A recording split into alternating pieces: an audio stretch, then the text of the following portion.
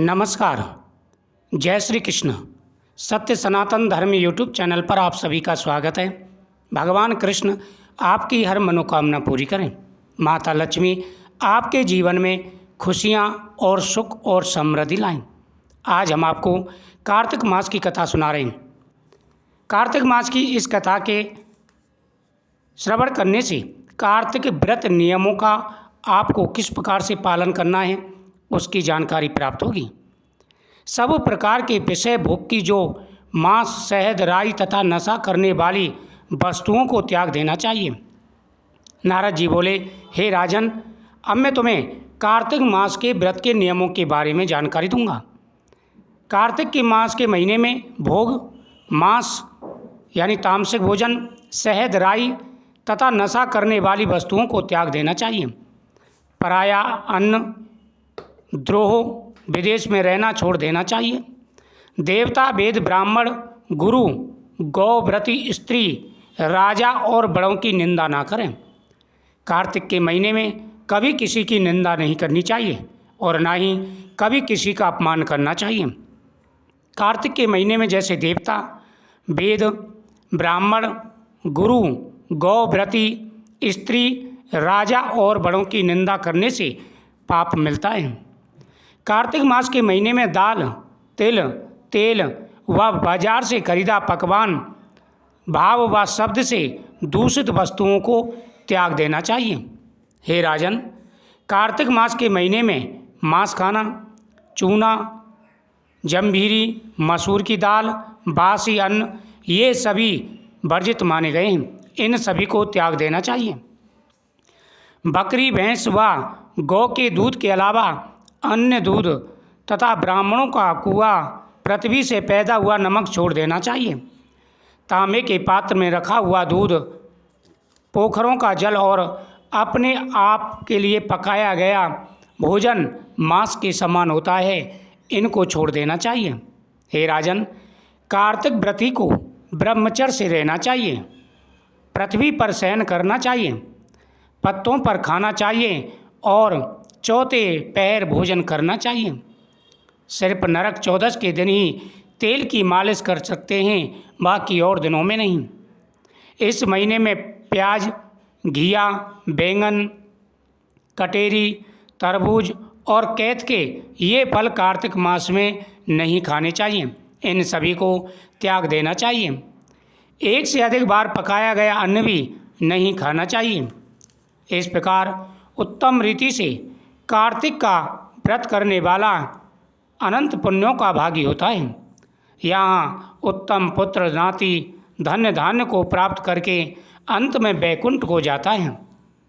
यमदूत उनका नाम सुनकर कांप जाते हैं, क्योंकि जो भगवान विष्णु और भगवान शिव के भक्त होते हैं उनके जीवन में कभी कोई कष्ट नहीं आता।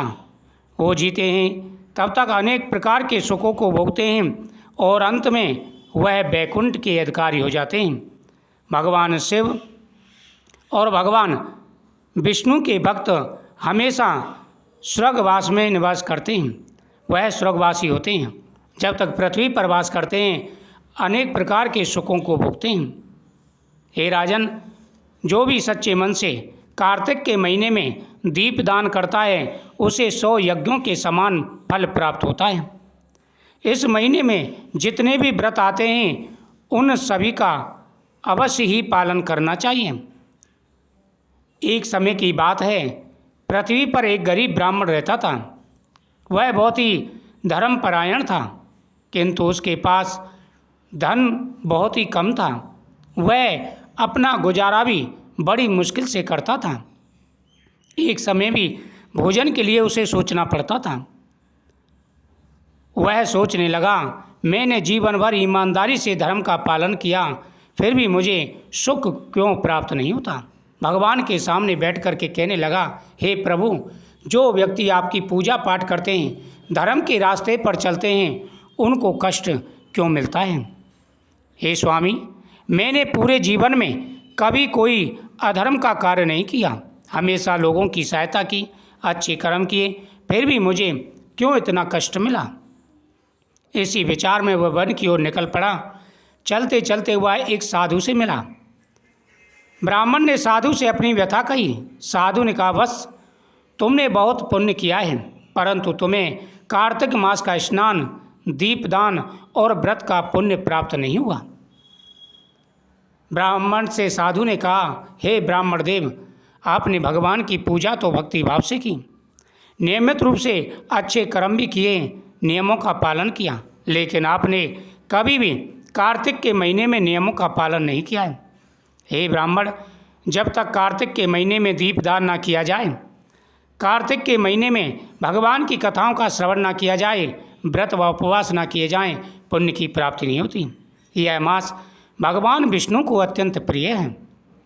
यदि तुम कार्तिक मास में प्रतिदिन ब्रह्म मुहूर्त में स्नान कर दीपदान करोगे तो तुम्हारे समस्त दुख दूर होंगे। ब्राह्मण ने साधु के बताए अनुसार कार्तिक मास में स्नान, दीपदान और हरि का नाम तथा कीर्तन प्रारंभ कर दिया।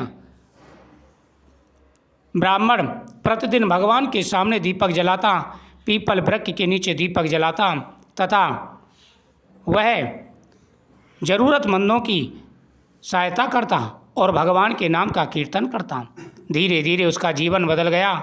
उसके घर में समृद्धि आने लगी और अंत में उसे विष्णु धाम की प्राप्ति हुई। जो भी सच्चे मन से भगवान का पूजन करते हैं, उनकी हर मनोकामना पूरी हो जाती है।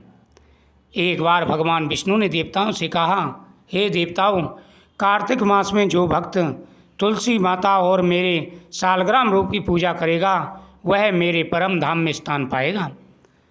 तुलसी जी स्वयं विष्णु की प्रिया हैं।